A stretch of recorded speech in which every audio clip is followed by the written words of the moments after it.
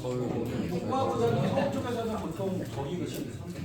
학생부 종합전형을 많이 쓰거든. 학종을 합격한 케이스들이 많고 서울대는 서울대랑 연대, 부대, 성대, 한양대, 이대 정도 이렇게 합격한 케이스라서 그래서 의대는 올해 23명이 합격했는데 이건 이제 수시 그리고 추합이 아직 추합 남았나? 나왔죠. 3차 추합이 진짜 짜릿하지. 추합도 좀 남아있는 상태고 그다음에 정시 수능으로 대학 갈 수 있는 그 선배들도 있으면 여기 이제 추합이 더 될 거고 그다음에 여기는 치수 약한 해서 이 정도 서울대랑 학포랑 연고대 서성환이 해서 지금 이 정도의 학생들이 수시에서 합격한 상황이고 정시가 끝나고 나면 그게 포함이 될 거고 한 3년 정도 있으면 너희들도 이름이 여기에 들어가야지. 그러려고 지금 이렇게 열심히 하는 거거든요. 오늘 시결 선배는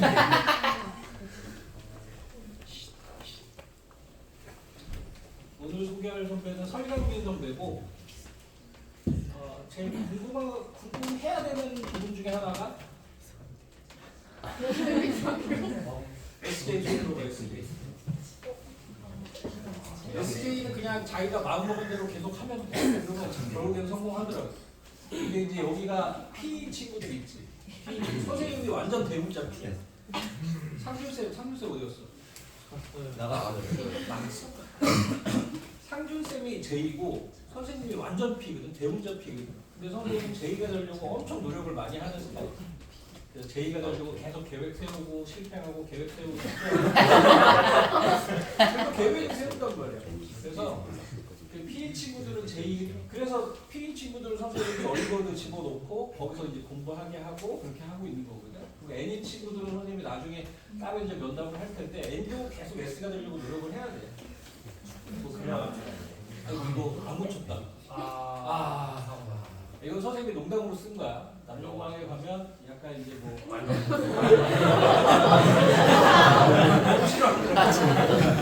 너무 싫어하더라고. 그 이제 서울고 일반 그 서초구에 있는 일반고인데 명수는 한 420명 정도 되고 과학 중점 학급이 세 학급이 있어. 그래서 거기 들어가서 그래서 1학년 1학년 때 이거 조금 9등급제에서 1.0이야. 9등급제.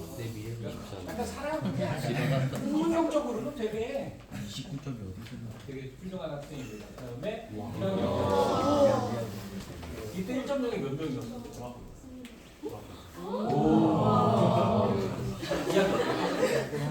그 자기 자랑을 이렇게 서슴없이 할 수 있어. 근데 이제 2학년 때는 과학 출전이라서 2학년 때는 내가 뭔가 다 선택해야 되는 학교였거든. 근데 과목이 워낙 많아. 2학년 때 문학도 있고 수학도 이제 들어가고 영어도 난이도가 좀 높아지고 과학도 있고 게다가 2학년 때 외국어도 해야 되는 상황이고 과목 수가 엄청 많아지는 상황이어서 약간 이때 이제 좀 바람이 나요. 근데 이때 몇 등이었어? 네, 공동 1등. 한번 따라잡힌 거지. 그리고 2학기 때는 그냥 다시 철지부심해서 한 과목 2등급 나오고 다 1등급 나오고 그리고 3학년 1학기 때는 이거 아까 선생님한테 와가지고 혼났는데 3학년 1학기 네 과목이었나? 세 과목이었나? 네 과목 중에 한 과목이 2등급이 어쩌다가 잘 모르겠어요. 그래서 일단 고등학교 들어가기 전에 중사학교 선생님 만났었거든. 중사학교 선생님 중3 여름쯤에 아마 만나가지고 고등학교를 결정하기 위해서 그 선배들이 봤던 토플이라든가 아니면 학교 시험지들을 이렇게 계속 보면서 어느 학교가 나한테 적합할지 계속 좀 찾아봤던 그래서 그쪽 근처 학교에서 어느 학교로 가는 게 좋을지 계속 찾아봤던 친구고 그 5학기 합산에서 1.09 1.09면 서울대 의대에서도 꽤 높은 서울대 의대가 몇 명 뽑는지 알아? 1명.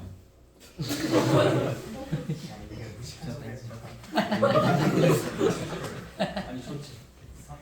수시 90명, 정시 40명. 그 130명을 뽑는데 정시 40명은 수능에서 거의 1등부터 40등까지 거의 보통 서울대 의대를 지원을 하지. 물론 이제 표점이나 배분이 뭐 이걸 좀 보면서 가겠지만 그리고 수시에서 재수생도 꽤 많은데 서울대 의대는 재수생이 약간만 되는 편이고 대부분은 다 현역들이 들어가는 편이거든. 그래서 거기서 이제 합격한 케이스니까 전국 최상위라고 보시면 되고 그래서 한양대 의대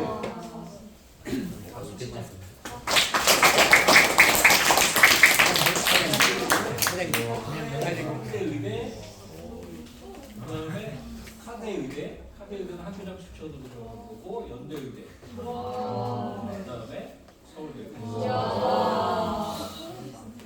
를 합격한 설경민 선생님입니다. 박수 한번.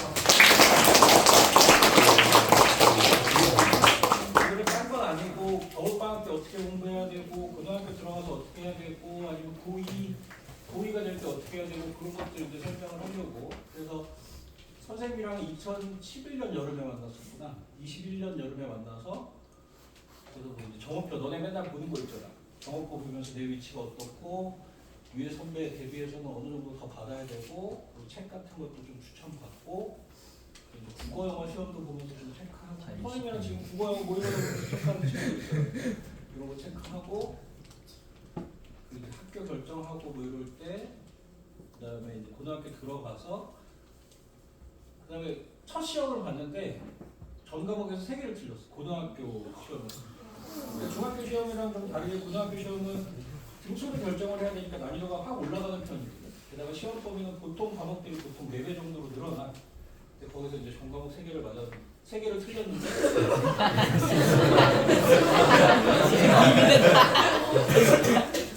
전 과목에서 3개를 틀렸는데 이제 칭찬 안 하고 이제 월백 받아야 된다. 그 선생님한테 약간 또 혼나요. 그리고 요거는 이제 그때 입시가 좀 바뀌는 점들을 이제 좀 상담을 와서 상담했던 내용이고 그다음에 학교에다가 세트 그러니까 너네 때랑 그 선배 때랑 조금 다른 게 뭐냐면 선배 때는 1.0 받는 친구가 한 학교에 한 명이 있거나 없거나 정도였어. 근데 너네 때가 되면 5등급제가 되면서 1.0이 되는 친구들이 1등급이 보통 한 40명 정도 될 거잖아. 400명 사이즈면은 40명에서 조금 넘거나 적거나 이런 상태일 텐데 전 과목 그렇게 받는 친구들이 한 학교에서 한 8명, 9명 정도 나올 거야. 1.0 정도. 좀 많은 학교에서는 12명까지 나올 수 있거든. 근데 그러니까 내신 변별력이 조금 약해지는 상황이고 수능도 조금 쉬워지는 상황이기 때문에 너네 때는 세분력, 생기부가 굉장히 중요해져. 생기부로 대학 가는 세대야 보니까. 생기부 관련 활동들을 많이 해야 되는데 그때 이제 보고서들이나 이런 것들을 쓰고 학교에서 발표하는 훈련을 많이 해야 되고 나중에 다시 얘기해 줄게. 그리고 롯데도 1.0 마무리했고 뭐 그랬다. 그래서 선생님이랑 처음에 세팅했던 보고서 갖고 3학년까지 계속 이 보관법이랑 수치 해석법 이런 내용 갖고 3학년까지 수학 쪽에서는 계속 보고서나 연구 이런 활동을 했었고 그 다음에 선배는 계속 그 중간고사가 끝나거나 아니면 기말고사가 끝나거나 계속 선생님한테 찾아와서 적극적으로 찾아오는 학생이었어. 찾아와서 이번에 어떻게 해야 되는지 그 잔소리 한참 좀 듣고 가고 그런 선배였고 고3 때 이제 학원 세팅하는 거 같이 세팅했었고 그다음에 생기부 분석해봤던 내용 그리고 이제 합격했다고 육관학을 자신했는데 아까 몇 개였지? 5개. 고대 의대에서 교과로 썼거든. 고대 의대를 교과로 썼는데 교과 좋은 애들이 워낙 더 많아가지고 고대 의대에서는 약간 고배를 맞았지. 고대 쪽으로는 이제 요즘도 넣지 말고 그래서 부탁해가지고 그래서 오늘 와가지고 이제 준비를 했던 거야. 여기서부터는 이제 선배가 좀 얘기를 해줄 텐데 그냥 스케줄 상황 한번 얘기해 줘. 딱 이 예비 고일 때 스케줄인데 우선 수학은 리파인 학원을 다니면서 월화수목금을 일단 기본적으로 다 월벌을 나왔었고 그래서 9시 반 시작으로 알고 있었는데 저는 조금 일찍 가서 9시에 항상 갔었던 것 같고 그래서 이제 학원이 정규반이 5시에 시작을 하니까 그때 전까지 그냥 자습실을 쭉 이용해서 월수금은 그렇게 수학을 했고 그다음에 과학은 이제 통합과학을 학원을 이제 찾다가 리파인에 마침 또 통합과학도 있어서 리파인에서 통합과학을 하면서 화원이랑 물어는 이제 고등학교 가서 공부하기는 조금 어려울 수 있다는 말을 들어서 미리 심화를 하고 갔고 영어는 이제 저희 동네에서 좀 대규모 학원이었던 곳에 찾아가서 이제 제일 높은 반에서 주 2회 정도 공부를 했고 국어는 대형 강의 주 1회 3시간 정도씩 공부를 했습니다. 동탄에 크라센이 있니? 세리국어라는 게 우리 반포 서쪽 쪽에서 좀 큰 학원이죠. 이렇게 했었고 이제 선생님이랑 상담해본 학생들은 다 알겠지만 그냥 학원 숙제만 하고 학원 수업만 들으면 성장을 하지 못해요. 그래서 그때 이제 보통 혼공하라고 선생님이 계속 뭐 교재 추가로 하고 이런 것도 하고 수학이 부족한 친구들은 수학 더 하고 이거 얘기하잖아. 그래서 그 내용 한번 봅시다. 수학은 이거 말고 또 했던 거 없어? 이제 그 수학은 가장 먼저는 그 학원 숙제부터 우선적으로 처리를 했고 그거 하고 남는 시간에 아마 하고 계신 분도 많을 수 있는데 이제 마플 수상화를 따로 선생님이랑 같이 그냥 숙제 별개로 쭉 같이 해서 개념 빈틈이나 아니면 실수하는 거 잡아내려고 했고 마플 교과서였지. 네 마플 교과서였습니다. 그리고 셔플도 이제 간간히 보면서 좀 상태 체크를 이제 최대한 잘 하려고 했습니다. 그리고 과학은 학원 숙제가 많았어서 그냥 추가적으로 하진 않았고 영어도 마찬가지로 단어 열심히 외우고 추가적으로 뭘 하진 않았는데 국어 같은 경우에 학원 숙제 이외에 추가적으로 이제 또 이것도 마찬가지로 하고 계신 분이 있을 텐데 예비 매산비를 이제 최대한 정답률을 높이자라는 목적을 가지고 막 양치기를 하는 게 아니라 정답 최대한 틀린 개수를 적게 하자라는 목표로 선생님이랑 같이 했습니다. 그때 몇 개 틀렸는지 기억나? 얘기해서. 5개 안짝이었던 것 같고 최대한 천천히 썼고 모의고사도 고2 모의고사 종종 봤었던 것 같습니다. 그래서 수업 그 공부하는 비중을 100으로 봤을 때 수학이 가장 좀 많긴 했고 그다음에 영어가 조금 부담이 되는 과목이어서 그다음에 영어. 이 크라센이라는 학원이 이제 나중에 또 동탄에 들어올 거야. 선생님이랑 친선 학원인데 너가 들어올 거야. 여기가 이제 게로티보다 조금 더 빡세. 또 나오네. 영어 이제 비중이 좀 있어. 그다음에 과학이랑 뭐 국어 비중은 일단 수업 시간이 좀 적으니까 일주일에 3시간 정도 수업하는 형태라서 그래서 약간 이겼고. 그다음에 고2가 올라갈 때는 거의 비슷하지. 거의 비슷한데 문제는 이제 과학이 이거 설명 좀 해. 고2는 고1 때는 국영수 뭐 등등하게 중요하다고도 볼 수 있는데 고2 때는 과학 그 이제 저는 문화생들 다 했지만 과학 탐구 과목이 압도적으로 이제 단위수도 많고 중요하다 보니까 방학 때 과학 학원을 이제 되게 많이 다니고 공부를 했는데 그래서 물화생은 이제 학원에서 대형 강의를 들으면서 숙제를 열심히 해갖고 그 다음에 지구과학은 학원이 별로 없다 보니까 오지훈 선생님 메가스터디에서 인강으로 대형 강의를 봤었습니다. 수학은 예비 고1 때랑 비슷하게 월수금 5시간씩 수원 숙소 같이 나갔고 영어는 이제 영어 국어는 예비 고1 때에 비해서는 비중을 좀 줄였는데 그래도 여전히 학원을 다니면서 감은 유지하려고 했던 것 같습니다.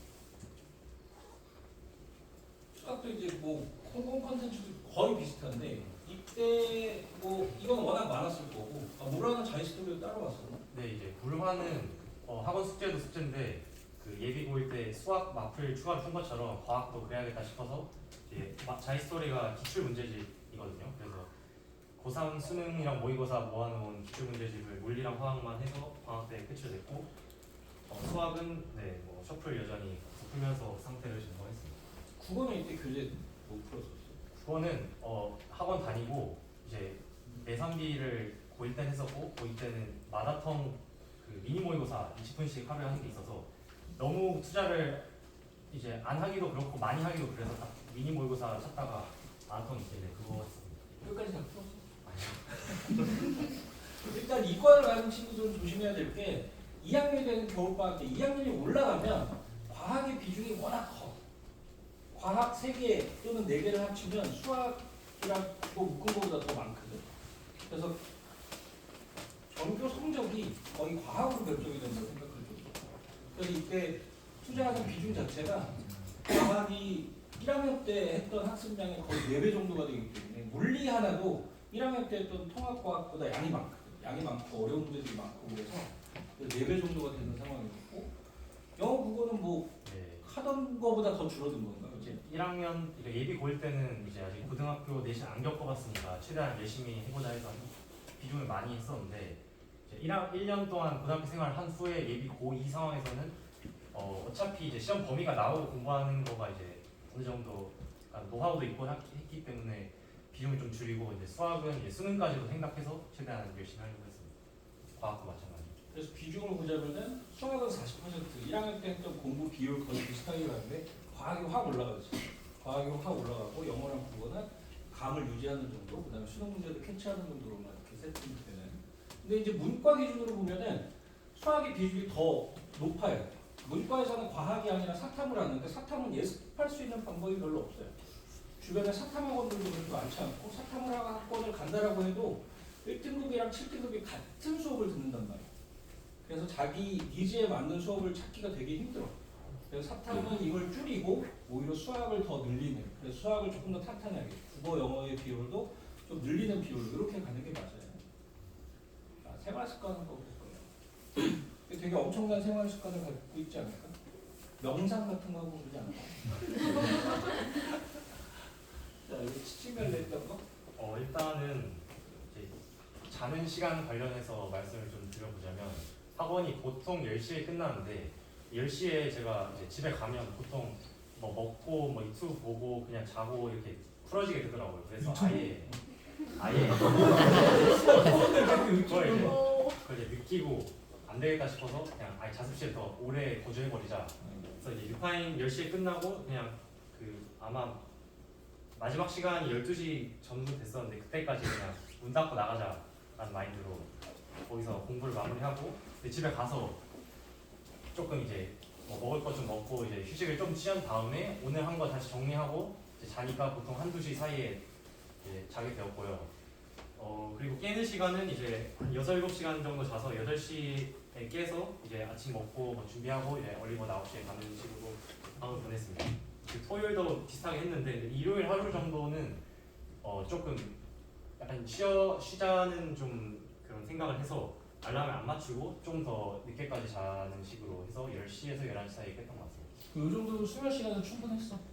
네, 저는 제가 6시간 정도 딱 자니까 개운했던 것 같아서 그냥 그대로. 지금 뭐 다른 학원 수업 시간이나 뭐 이럴 때뭐 피곤하거나 졸거나 이런 상황 없었어요? 거의 졸진 않았는데 근데 피곤하면은 그냥 그 빨리 깨우려고 해서 근데 저는 커피랑 몬스터 이런 걸 안 마셨거든요. 커피는 맛이 없어서 안 마셨고 몬스터는 좀 무서워서 안 마셨는데 그래서 저 보통 뭘 마셨냐면 비타오백이나 아니면 막 신거, 새콤달콤, 아이셔 애기스러운 거를 많이 먹어서 많이 했습니다. 핸드폰은 이게 얼버를 하면 저가 했을 때 이제 폰을 앞에 내고 그냥 자습을 했는데 그래서 당연하게 핸드폰을 이제 자습하는 동안 못 보고 학원 수업 때 못 보니까 이제 집에 가서 쉬는 시간에 유튜브나 이제 SNS 뭐 조금씩 했는데 제가 이거를 지금은 아니지만 이 당시를 회상해 보면 막 그런 예능적이거나 게임 유튜브가 아니라 왜 이런지 모르겠지만 학습 관련이나 동기부여 관련 유튜브를 많이 봤던 것 같습니다. 그래서 대표적으로 기억나는 것들이 그 스터디코드라고 빡빡머리 빡빡머리 아저씨가 나와서 막 세게 말하는 그 유튜브 하나 있는데 그거 좀 보고 연고TV 봤고 그 다음에 뭐 유니클래스 미미누도 있었고 어쨌든 그런 식으로 민우가 상준쌤 제자. 아 진짜요? 나중에 여기 오기로 했어. 저도인데 근데 오기로 했는데 안 오는 거 보니까 그렇게 친하진 않아요. 그래서 그런 거 위주로 보고 사실 그걸 본 게 왜 봤나 좀 생각을 해보니까 그냥 약간 뭐 괜히 있어 보이고 싶다는 그런 뭐 막연한 생각에 관종기라고 하는 거죠. 근데 이제 보다 보니까 도움되는 점도 많았고 동기부여도 실제로 많이 돼서 예비 보일 때 약간 유튜브를 보되 되게 뭔가 자기 합리화를 하면서 볼 수 있었던 것 같습니다. 그러니까 친구들이 막 재생 목록 보여달라고 그러면 딱 자신 있게 스토리코 딱 보여주고 뭐 게임이나 뭐 이런 거 예능으로 갔다가 그런 건 재생 목록에서 지금 공부 장소는 어떻게 했어요? 공부 장소는 이제 앞서 말씀드렸다시피 웬만해서는 자습실이 이거는 확실하게 말씀드릴 수 있는 게 유료 스터디 카페보다 한 몇 배 훨씬 싸요. 그 얼버 자습실 쓰는 게 그거를 깔아야 되기 때문에 많이 얼버를 자주 이용을 했고 실제로 이때도 자습실도 이용했는데 이때는 좀 학원이 많고 바빠서 그냥 학교 근처나 집 근처에 뭐 스터디 카페 틈틈이 이용을 했고 여기서도 마찬가지로 이제 막 스터디 카페 같은 데 보면 긴 테이블에 막 이제 라운지 같은 그런 곳들이 많은데 괜히 모르는 사람인데도 내가 저 사람보다는 더 늦게까지 있다가 퇴근하겠다라는 오기가 생겨서 그래서 최대한 오래 공부하려고 스카이 1인실 이런 게 있지 않아요? 1인실도 있는데 가끔 쓰긴 했는데 저는 좀 누가 지켜봐야 공부하는 스타일이었어가지고 관종. 네. 관종 되게 많아. 아 그래요? 체력 관리는 어떻게 했어? 체력은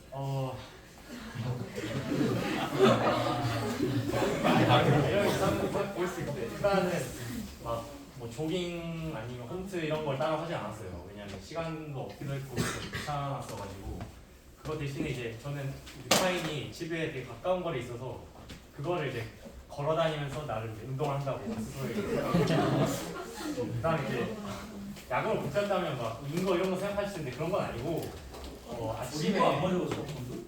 진짜 아플 때만 맞고 막 그런 걸로 맞진 않아요.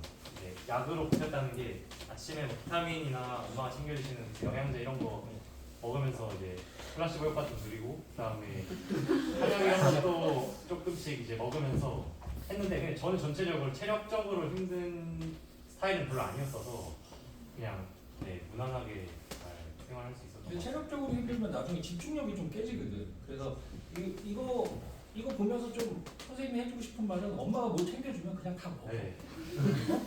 뭐 도시락을 챙겨주든 뭘 챙겨주든 그냥 다 먹어. 그게 나중에 먹으면 돼.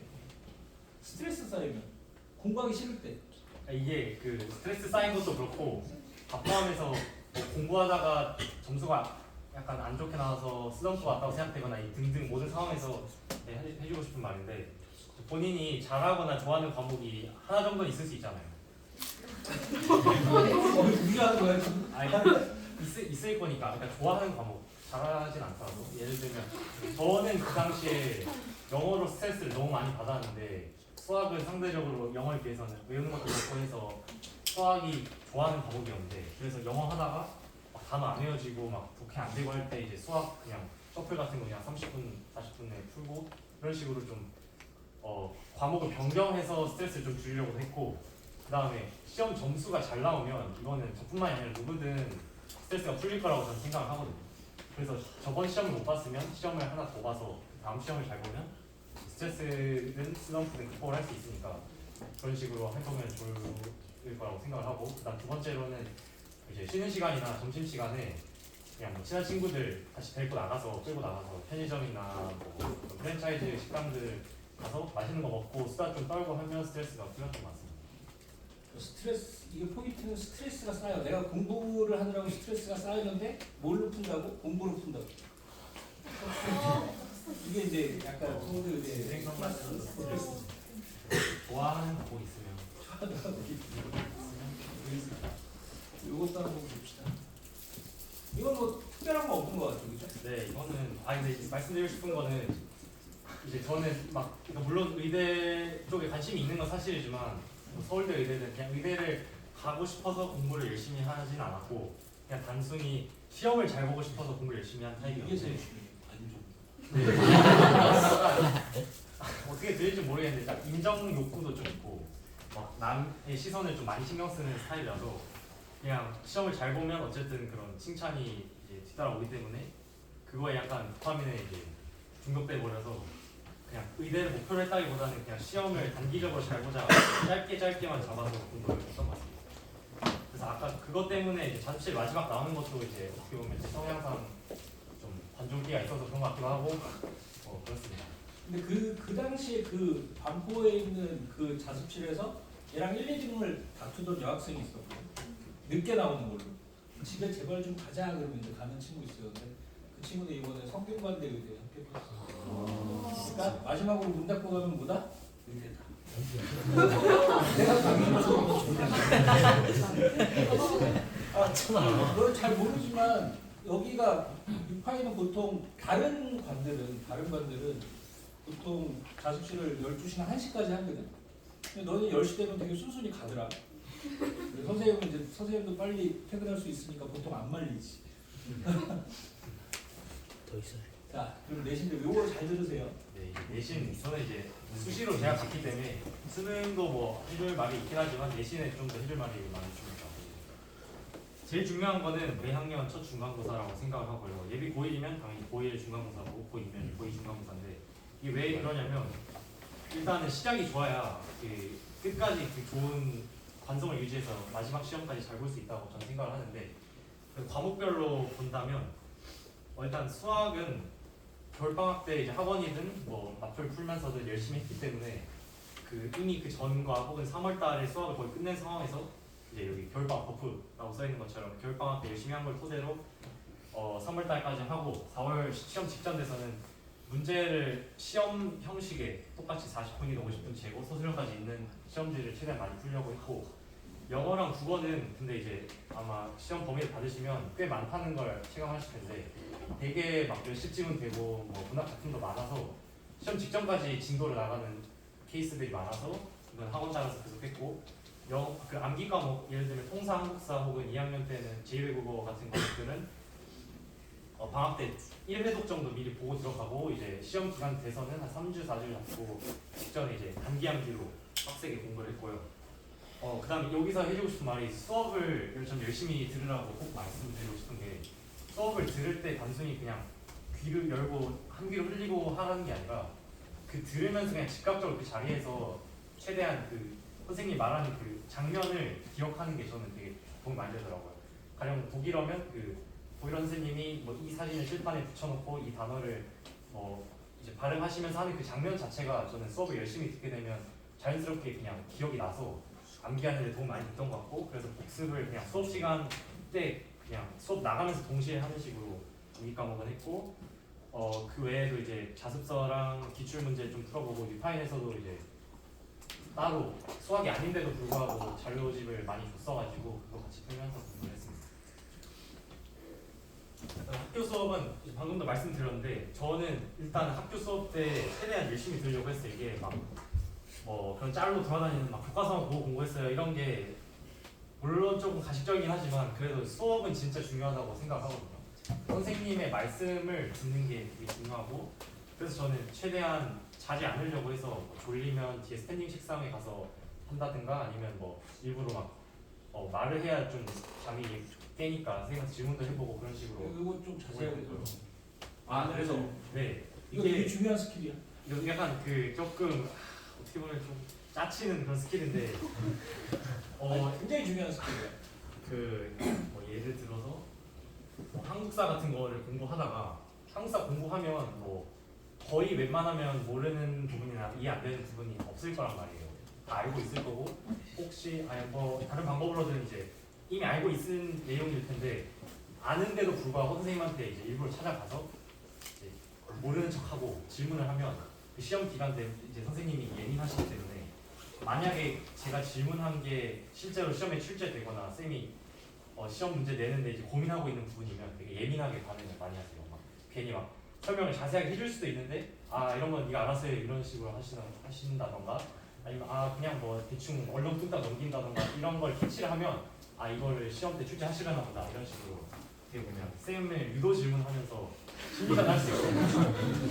근데 이제 너무 많이 하면 쌤도 눈치를 채기 때문에 이제 적당히 이제 국어도 상관없고 뭐 수학 같은 것도 부교재 들고 가서 쌤 이거 모르겠어요 하면 쌤이 풀을 제대로 못 해주면 이거는 시험에 안 되겠구나 예상을 하고, 쌤이 막 너무 잘 풀고 막 그냥 0.5초 만에 기계처럼 다 풀어버리시면 이거는 내스 확률이 높겠구나 이런 식으로 심리전을 해보려고 했고, 네.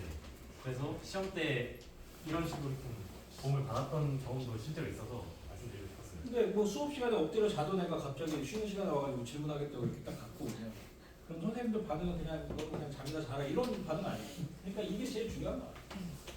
들어가서 고등학교 들어가서 제일 중요한 거는 일단은 선생님들이랑 친해지는 거. 선생님이 나를 인정하는 게 내 성적은 중요하지 않아. 내 성적은 나중에 얘기고 선생님 눈에 내가 들어가는 게 굉장히 중요해. 특히 너네 때. 특히 너네 때는 생활기록부에 들어가는 한 줄 한 줄이 다 대학의 과랑 급을 결정을 할 거거든. 그래서 이 내용들이 굉장히 중요하고요. 그 다음에 요거는 우리도 한번 할 거예요. 선생님이 저번에 발렌타인데이 얘기 한번 했지. 유파인 애들은 발렌타인데이랑 거의 연관이 없기 때문에 또 없어. 연애는 나중에 해. 선생님이 초콜릿 사줄게 그러면. 내가 사줄게. 자, 2월 14일 정도 되면 학교에서 예비 소집을 하고 보통 교과서를 나눠줘. 그때 되면은 중간고사 범위를 통사랑 한국사랑 그 두 개 정도를 중간고사 범위까지 한번 읽고, 그다음에 자습서 풀고, 평가 문제집 풀고 뭐 이런 식으로 한번 하고 들어가는 게 내가 학교 수업을 복습으로 쓰는 게 굉장히 중요하거든요. 그래서 이런 거는 나중에 선생님 또 세미나 한번 할 테니까 그때 다시 한번 얘기하고 그리고 학교마다 기출 문제랑 그 다음에 풀어야 될 문제랑 유파이너스 다 통사랑 한국사랑 다 나가요. 보통 한 4주 전에 시험범위 결정되면 3주 전이나 4주 전에 나가니까 그때 되면 이거 막 풀어야 된다 생각하고 그 전에 약간씩 정리를 해두는 게 좋아. 이게 제일 중요해. 암기 과목 같은 경우는 너네가 암기 과목을 해야 되는 P가 최악이야. 암기 과목을 공부하는 P. 선생님이 딱 그랬거든. 그래서 최대한 밀어놓다가 한 2주 전에 시작하다가 중간에 포기하고 이런 경우가 상당히 많거든. 상당히 많은데 그거를 보통 그 2월달에 한번 공부하고 그 다음에 학교 수업을 복습으로 써야 돼요. 학교 수업을 선생님이 얘기할 때 이거 알아듣겠다. 국영수는 다 알고 들어가는 반면에 통사랑 한국사는 특히 통사는 모르는 내용들이 많이 나오거든요. 그래서 알고 들어가서 선생님이 얘기할 때 거의 50% 이건 50%라고 써놨는데 선생님 추천은 한 70% 정도를 머릿속에 암기하는 거예요. 요때가 이게 딱 중요해요. 그리고 매학 1학년 첫 중간고사랑 2학년 첫 중간고사가 모든 과목에서 제일 중요하거든. 이게 제일 중요한 이유가 그 선생님들이 앞으로 3번의 시험을 또 낸단 말이야. 그러니까 이 선생님 성향 체크하는 것도 중요하고 그 다음에 요거 굉장히 중요해. 전교권이 되려면은 중간고사 때 점수를 벌어놓는 게 굉장히 중요해요. 중간고사 때 어려운 시험에서 등급컷보다 한 7점 정도, 10점 정도를 더 벌어놨다라고 하면 기말고사는 조금 뭐 그런 경험 많지 않아요? 네, 이게 중간고사 별로 몇 점, 1점 몇 이렇게 나오는 게 아니라 중간, 기말, 그다음에 수행평가까지 합쳐서 한 학기별로 이제 학점이라는 게 나오는데 그래서 중간고사를 못 봐도 기말고사를 엄청 잘 보면 그걸 역전시켜서 1등급을 만들 수도 있고 반대로 중간고사를 너무 잘 보면 잘 봐놓으면 기말고사를 조금 망해서 뭐 2등급 후반 혹은 진짜 극악의 경우에 3등급 초반이 나와도 중간고사로 커버가 돼서 합산하면 1등급 되는 경우가 저도 경험했고 제 친구들도 많았고 실제로도 많았습니다. 그래서 더더욱 중간고사를 그냥 단순히 1등급 턱걸이 해야지가 아니라 아예 그냥 100점에 찢어버려야겠다라는 생각을 하고 보면 기말고사 돼서도 편하기 때문에 잘 보는 게 중요한 것 같습니다. 중간고사는 잘 생각해보면 다 방학이랑 연결이 돼 있거든요. 겨울방학 다음에 1학기 중간고사, 여름방학 다음에 2학기 중간고사 이런 형태니까 중간고사 때 점수를 벌어두는 게 굉장히 중요합니다. 그 다음에 해독은 와 이거 봤어? 선생님이 아까 이렇게 들으면서 타이핑하면서 이렇게 들었는데 7, 8회독은 선생님 상상도 못 해본 거거든 사실. 근데 최소 7, 8회독이라고. 일단 그 수학 먼저 써져 있는 대로 말씀드려보면 수학은 해독이라는 게 일단 학교 프린트랑 부교재가 뭐 케바케긴 하지만 전 있었거든요. 그래서 그거를 그냥 일단 원본 문제를 1회독이라 하면 그걸 풀고 그 다음에 리파인에서 주는 뭐 숫자 바꾸는 기본적인 변형 문제를 2회독 그 다음에 조금 아이디어만 사용해서 변형된 문제 3회독 이런 식으로 시험 직전까지 대충 이제 세보니까 한 5, 6회독 한 것 같아서 자연스럽게 부교재가 거의 암기됐던 것 같고 영어 내신은 들어보셨을 수도 있는데 막 지문을 다 암기해야 된다 뭐 그다음에 단어도 다 외워야 되고 이런 말들이 많은데 이제 저도 그러면 좋다고 생각하는데 이제 물리적으로 다 외울 수는 없다고 저도 느껴서 그래서 어차피 다 못 외울 거 그냥 눈에 최대한 이제 새겨놓고 그 다음에 그냥 한 80%라도 외우자 해서 최대한 해독을 많이 하려고 하다 보니까 그냥 수업 때 한 번 보는 거 1회독 그 다음에 학원 숙제하면서 2회독 등등해서 한 7회독 정도는 했던 것 같습니다. 영어 시험 범위가 보통 어땠어? 영어 시험 범위가 1학년 때 한 40지문 정도 됐거든요. 근데 그 지문이 뭐라고 생각하면 되냐면 그 고3이 아니라 그냥 그 모의고사 3모 고치실 건데 그냥 그거 한 지문이 이제 40개가 있어서 그거를 이제 변형을 해서 뭐 단어 몇 개를 바꿔서 시험 문제를 내시고 서술형 문제 빈칸 뚫어놓고 영작하라고 하고 이런 식으로 나오거든요. 그래서 40지문을 하려면 다 외울 수도 없으니까 되게 해독을 많이 함으로써 그 못 외우는 걸 저는 메꾸려고 했습니다. 미안한 얘기지만 영어 지문 40지문이면은 많은 편이 아니야. 네, 맞아요. 보통 제일 많은 학교가 보통 110지문. 110지문이고 보통 평균이 조금 친다는 영어 시험을 좀 친다는 학교들이 보통 80지문 정도 나와요. 그러니까 중학교 때 시험 범위랑은 몇십 배 차이가 나요. 그러니까 교과서에다가 모의고사 통으로 몇 개, 그 학교 올림푸스 교재 뭐 이런 식이기 때문에 다 외울 수는 없어요. 근데 이 보통 학원들에서는 빵꾸 뚫어놓고 보통 다 외우게 하려고 노력을 하지. 그리고 통상국사. 통상국사도 이제 회독을 어쩔 수 없이 이제 당연히 외우려면 많이 했는데 이제 여기서 조금 공부 암기할 때 팁을 하나 드리고 싶은 게 저가 이제 외우는 방식이 딱 하나가 있는데 나를 말씀드려보자면 한국사 예시로 들면 교과서가 있잖아요. 뭐 범위가 뭐 2단원까지면 제일 먼저 1회독을 할 때 하는 게 이제 연필이든 뭐 샤프를 들고 그 모든 그 검은색으로 된 글자를 다 밑줄 그었어요. 그러니까 읽으면서 그었거든요. 페이지 수까지 그냥 하나도 빠짐없이 소제목부터 그냥 뭐 학습 목표 긋고 뭐 옆에 날개 있는 그림 밑에 해설 긋고 해서 1회독을 그냥 한 글자도 빠짐없이 다 밑줄 긋는 걸 1회독을 하면서 자연스럽게 놓치는 거 없이 모든 글자를 봤다는 걸 이제 목표로 했고 2회독은 이제 그 상태에서 볼펜이나 뭐 색연필 등등을 들어서 좀 중요 키워드나 아니면 뭐 그림 같은 거 조금 출제하기 좋아 보이는 거 좀 표시를 해놓고 그런 식으로 하고 3, 4회, 5회도 이렇게 갈수록 하이라이트도 쓰고 하면서 이제 좀 점층적으로 외우는데 그래서 강조하고 싶은 건 이제 1회독 할 때의 이 방법인데 그 되게 놓치는 경우가 많아요. 제 주변에도 보면 막 그냥 메인 문단만 보다가 날개에 있는 막 조그만 말 안 봐서 틀리고 이런 경우가 많았어서 저는 그거 방지하고자 아예 모든 잉크로 써져 있는 글자에 숫자 막 이상한 무슨 샵 그려져 있는 거 이런 것도 그냥 밑줄 그으면서 그러니까 찝찝함을 없애려고 했고 그래서 딴 애들 저 친구들이 저를 보고서 막 너 왜 그렇게까지 하냐 너무 오버하는 거 아니냐 이랬는데 저는 그게 너무 당연하게 좀 습관화돼 있어서 그냥 했었는데 지금 생각해보면 되게 도움 많이 됐던 것 같아요. 그래서 이제 자연스럽게 그러다 보니까 책이 조금 이제 너덜너덜해지고 빵꾸도 몇 개 뚫리고 해서 관종이라서 그런 거 좋아했어요. 보여주는 그리고 보라생지 이건 예비 고이들 대상으로 하고 싶은 말인데 저희 학교는 부교재가 물리, 생명은 수특이었고 화학, 지구는 이제 기출 문제를 선생님이 따로 주셨는데 통합과학이나 혹은 예비 고일 과목들과 차이는 암기보다는 확실히 실력적이거나 아니면 그런 문제 풀이가 중요하기 때문에 그냥 학원 숙제든 기출 문제든 학교 프린트든 개념보다는 계속해서 문제 풀이를 하면서 실력을 다지는 게 더 중요했던 것 같습니다. 네.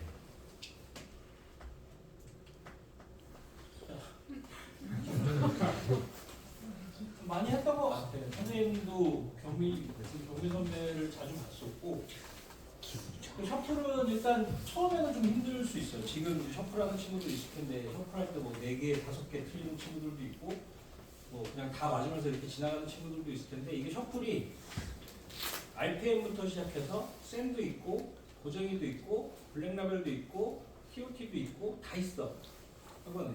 그러니까 너네가 맞는 레벨이면 다 골라서 할 수 있는 상황이고 학원 교재가 끝나고 나면 그 교재를 갖고 또 셔플을 만들어서 또 복습을 할 거거든. 근데 셔플은 기본적으로 공부했던 교재를 복습하는 거기 때문에 기본적으로는 정답률이 좀 좋은 편이에요. 그래서 지금 경미 선배가 했던 거는 이제 기분 전환용으로 한 거지. 기분 전환용. 그리고 시간이 애매할 때 한 20분 정도 컷 두고 이렇게 막 푸는 형태. 그래서 일단 뭐 경미 선배뿐만 아니라 학원에 다니는 친구들 거의 다 셔플을 하면서 했는데 조금 중요한 거는 요거 좀 설명해 주세요. 이제 보통 중간고사가 4월 말이나 중순 빠른 중순 5월 초까지 가는 경우도 많은데 그래도 이제 수학 같은 경우는 3월 개학하고 거의 내신을 바로 시작하기 때문에 개념 같은 건 당연히 이제 일찍 끝나고 그 다음에 이제 비는 시간이 딱 있는데 그때 저는 보통 셔플을 활용을 많이 했습니다.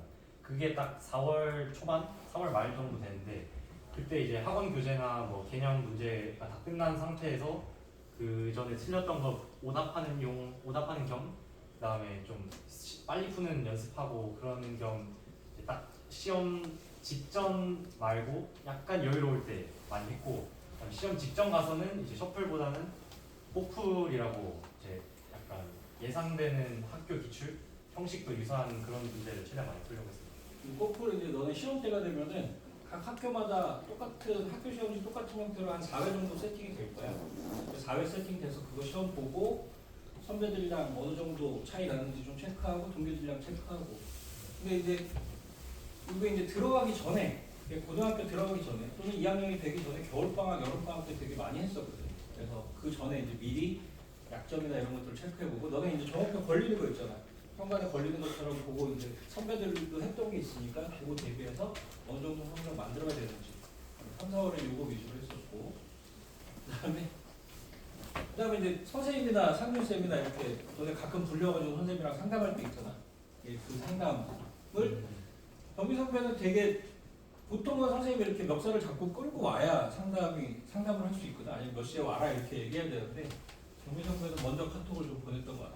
네, 그 이제 시험 끝나고나 아니면 이제 성적표 나오고 나서 이제 다음 방학 들어가기 전에 이제 뭘 방학 때 해야 될지 혹은 이제 이미 지난 학기 성적을 보면서 약간 어떤 식으로 해야 이걸 보완할 수 있을지 이런 걸 상담을 선생님한테 찾아가서 했던 것 같고 그리고 이제 아까 얘기를 마저 안 했는데 스트레스나 공부 안 될 때도 저는 사실 생각해보니까 상담을 자주 가서 뭐 이런 부분이 안 되는데 어떻게 해야 될까요? 뭐 고민 상담도 해보고 그럼 이제 선생님께서 뭐 선배님들이 뭐 극복하거나 아니면 잘했던 사례들 들려주시면 거기서 이렇게 하면 되겠구나 해서 해결하는 경우도 있었고 그래서 저는 보통 먼저 그래서 찾아가는 편이었습니다. 뭐 학원 끝나고 자습실에 있다가 좀 막 공부 안 될 때도 찾아가고 아니면 시험 끝나고 찾아가고 이렇게 카톡이든 직접 찾아가서든 최대한 상담을 먼저 요청하곤 했습니다. 자, 생기부채 요거는 그렇지 이거 아까 얘기했던 거 자세. 처음 들어가서 고등학교 들어가서 담임 선생님이 써주는 세특이 12줄짜리가 또 있거든. 담임 세특이라고 해서 맨 마지막에 모든 과목 끝나고 맨 마지막에 하는 게 있는데 그래서 담임 선생님한테 찍히면 되게 곤란해. 담임 선생님한테 찍히면 안 되고 각 과목 선생님들한테 찍혀도 되는 선생님이 있나? 있는 것도 같은 게 그냥 모든 학생을 복붙해 주시는 쌤이 있거든요. 그러니까 아예 학생 이름도 잘 안 외우시는 그냥 진짜 나와서 칠판만 보고 수업만 하고 나가시는 쌤들이 있는데 그런 쌤들은 사실 찍혀도 어차피 이름도 기억 못 하시고 그냥 해도 되는데 담임쌤이나 주요 과목 국영수 과학까지 있는 최대한 쌤이랑 친하게 지내면 뭐 세특도 세특인데 아까 말씀드렸다시피 뭐 시험 관련 정보도 많이 쌤으로 얻을 수 있고 네, 좀 학교 생활이 좀 즐거워지기도 하고 수업도 열심히 듣게 되고 때문에 쌤이랑 친해지는 건 중요한 것 같습니다. 보통 세특은 한 과목에 기본적인 생기부 기준으로 보면 한 과목에 12줄이 맥시멈이에요. 1학년 1학기, 1학년 2학기가 끝나고 나서 내가 수학 과목이 8줄로 끝났다 그러면 이 학교가 개판이거나 아니면 너네가 개판이거나 보통 이제 전교권에 들어가면 12줄을 다 채워줘요. 인근 학교들이 대부분 그렇게 하더라고. 근데 이제 그게 아니면 조금 이제 줄어들긴 하거든. 근데 이제 기간제 선생님이 있어. 올해 한 해만 하고 가는 선생님. 그 선생님들은 보통 4줄 써주셔. 그리고 이제 전화해서 따지거든. 부모님들이 전화해서 왜 이것밖에 안 써주셨나요? 그럼 다 공평하게 이렇게 썼다. 기간제 선생님들은 좀 조심해야 돼. 사전에 조심해야 되고 그냥 포기해야겠다 싶으면 그냥 찍혀도 돼. 다 중요한데 첫 성적이 잘 나오면 첫 중간고사 성적이 잘 나오면 이 게임이 끝입니다. 첫 중간고사 성적이 잘 나오면 내가 가서 뭐 이렇게 얘기하지 않아도 사실은 다 챙겨주는 편이라. 그다음에 요거는 이제 정민 선배가 생각했던 생기부 세특 주요 원칙인데 이거 좀 저는 제가 뭐 예비 고3 친구들 이렇게 말할 자리가 있어서 그 친구들에게도 얘기했고 뭐 예비 고1 다 해당되는 말일 것 같은데 일단 첫 번째로는 이제 진로 심화보다 과목 심화가 중요하다. 이게 무슨 말이냐면 다 각자 아직 명확하진 않더라도 그 계열 정도는 생각하시는 게 있을 거 아니에요. 뭐 간호 쪽이든 아니면 수의에 아니면 의대도 있을 수 있고 공대도 많고 문과도 많을 텐데 그 과목이 꼭 모든 그 이제 학교 수업 과목에 도배될 필요는 전 없다고 생각합니다. 저의 사례를 좀 말씀드리자면 저는 이제 의대 지망이다 보니까 뭐 수학이나 과학 그다음에 과제 연구 과목 이런 데서는 의학을 엮어서 뭐 당뇨병 어쩌고 저쩌고 뭐 마이크로 의료 로봇 어쩌고 저쩌고 줄기세포 어쩌고 이런 식으로 그런 주요 의학 관련 과목에서는 의학을 섞었는데 국어나 뭐 영어 이제 대표적으로 통합사, 한국사 같은 거는 솔직히 괜히 의학을 거기다 엮으면 억지로 막 어떻게든 의학을 엮는다는 느낌을 주고 좀 매력이 떨어질 것 같아서 진짜 한국사는 한국사 자체의 뭐그 옛날 역사책들에 대해서 더 조사를 해보고 국어는 언어와 매체나 문법 할 때는 형태소의 더 다양한 형태소도 알아보고 이런 식으로 그 과목 자체를 더 깊이 있게 공부하려고 했습니다. 기후과학도 마찬가지고. 그래서 너무 많은 모든 과목을 약간 강박적으로 다 엮는 것보다는 그냥 필수 과목들만 엮고 나머지 이제 문과 과목이나 진로와 덜 관련 있는 과목은 그냥 그 과목 자체를 깊이 해라라고 말씀드리고 싶고, 두 번째는 이건 좀 주의해야 될 부분인데 간혹 그 제 친구들 보면 특히 공대 지방 친구들 중에 너무 막 저도 듣도 보도 못한 어려운 그런 막 물리화학 용어가 들어간 실험들 계획하고 발표를 하는 친구들이 있는데, 근데 물어보니까 그 친구들도 이해를 다 하지 못한 채로 발표를 하고 듣는 학생이나 선생님도 이해를 못하고 그냥 생기부에 화려한 그 워딩을 넣고 싶다는 이유만으로 그런 발표를 한 친구들이 있었는데, 그렇게 하게 되면 나중에 면접을 보게 될 일이 많을 텐데 대학교 입시할 때 그걸 물어보는 순간 바로 거의 그냥 마이너스에 마이너스란 말이죠. 그래서 그런 걸 웬만해서는 안 했으면 좋겠고, 그런 것보다는 자기가 어느 정도 진짜 관심도 있고 이해할 수 있는 부분이 조금이라도 있는 실험이나 뭐 연구를 하는 게 입시에도 좋고 발표하기에도 좋고 세특에 쓰여지는데도 훨씬 좋기 때문에 너무 어려운 거는 하지 말라고 말씀드리고 싶었습니다.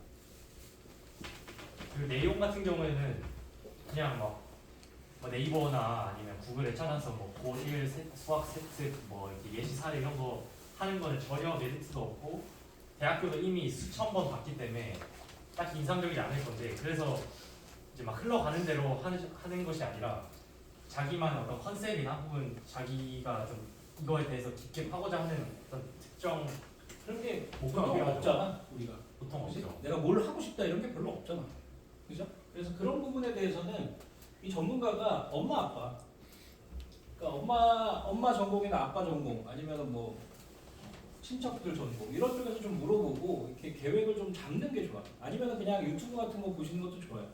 그래서 지금은 1학년 때는 너네가 아무리 지금 어떤 희망 직종이나 희망 대학을 이렇게 세팅을 한다라고 해도 지금은 1학년 성적이 나와 봐야 가능한지 아닌지를 판단할 수 있거든. 그래서 1학년 1학기 성적이 나오고 나면 이 정도 과목으로 갈 수 있는 대학들을 선생님이 쭉 집어줄 거야. 너네 학교에서 이 정도 대학으로 갈 수 있는 대학 학과들을 이렇게 쭉 집어줄 건데, 그때 보고 이 정도로 좀 알아봐야겠다. 그래서 그때 접근할 수 있는 그 턱이 제일 낮은 데가 연고 TV 같은 거. 좀 예쁜 언니들이랑 잘생긴 훈남 오빠들 나와가지고 막 이렇게 하는 연고 TV 같은 거. 그래서 그거 보면서 내가 어느 과를 갈지 한번 고민을 해보는 것도 되게 중요해요. 그래서 요거는 그냥 간단한 얘기야. 뭐 되게 어렵게 써있지만 이런 얘기야. 너네가 들어가면 첫 중간고사를 보고 나면 기말고사 보기 전에 한 2주 동안 각 과목별로 뭘 발표해라 아니면 뭘 보고서를 써내라 이런 상황들이 생길 거야. 이런 상황들이 생길 건데 그때 이거를 떠올리려고 하면 기억을 못 하겠지. 그때 떠올려야 되는 건 나. 그러니까 선생님 어떻게 해요? 라고 나를 찾아오면 돼. 선생님은 10몇 년 동안 이게 전문이야. 그래서 학교에서 뭐뭐 하라고 하는데 어떤 방향으로 보고서를 써야 될까요? 어떤 주제로 해야 될까요? 뭐 이런 것들을 선생님이 써주겠다가 아니라 찾는 방법을 알려줄게. 찾는 방법을 알려줄 테니까 그런 것들은 나중에 지금 이제 슬슬 지겨워졌잖아, 그지? 그러니까 나중에 선생님 찾아오면 되고 뭐 이런 사이트들 들어가서 이거는 하나 기억을 해두자. 하우스타프웍스라고 뭐 이거는 기계 쪽도 있고 과학 쪽도 있고 사회문화 쪽도 있어. 그리고 뭐 문화, 뭐 경영 뭐 이런 것들도 많아서. 근데 영어로 된 사이트잖아. 이거 한글로 번역 되게 잘 돼 있어. 그래서 이런 것들을 이제 한글로 번역하면 이런 것들 이렇게 딱 따박따박 학교에 보고서 형태로 할 수 있는 테마 주제들이 구성이 잘 돼 있거든. 그러니까 나중에 선생님이랑 상담하면서 내가 진로가 좀 안 잡혔다, 뭐 해야 될지 모르겠다 싶으면 선생님 찾아오시면 돼요. 이것도 뭐 나중 얘기 끝내자. 이것도 나중 얘기. 이거 나중에 선생님이 한번 설명을 해줄게. 그리고 정민 선배가 끝이야. 끝났어. 끝났는데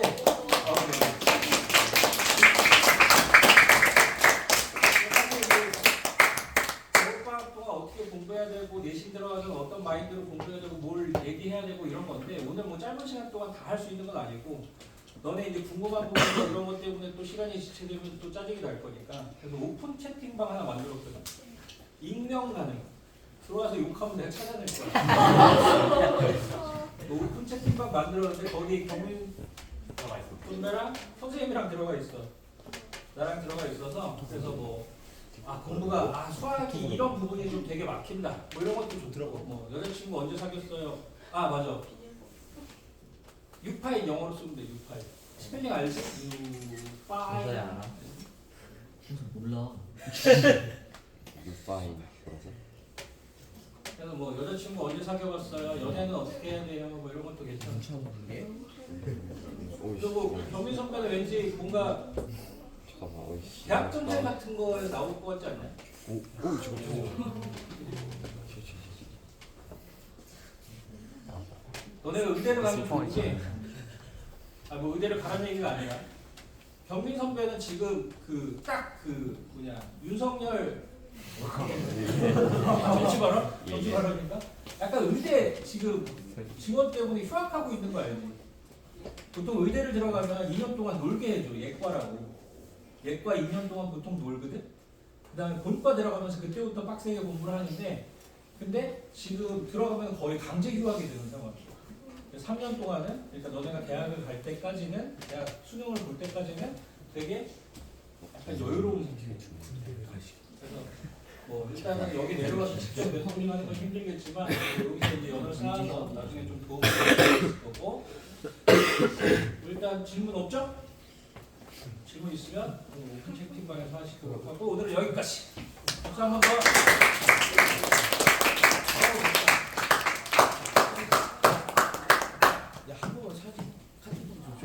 가자 이제. 아니 과학 클리닉이 뭐야? 아 클리닉에? 틀린 문제지 뭐? 아니 어? 틀린 문제 풀이 안 해줘?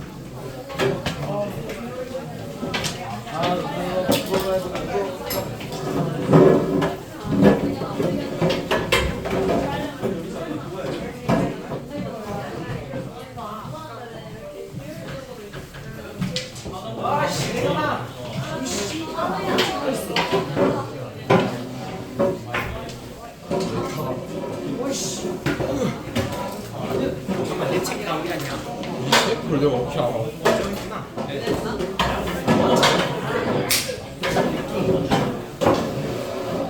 이게 그 프린트.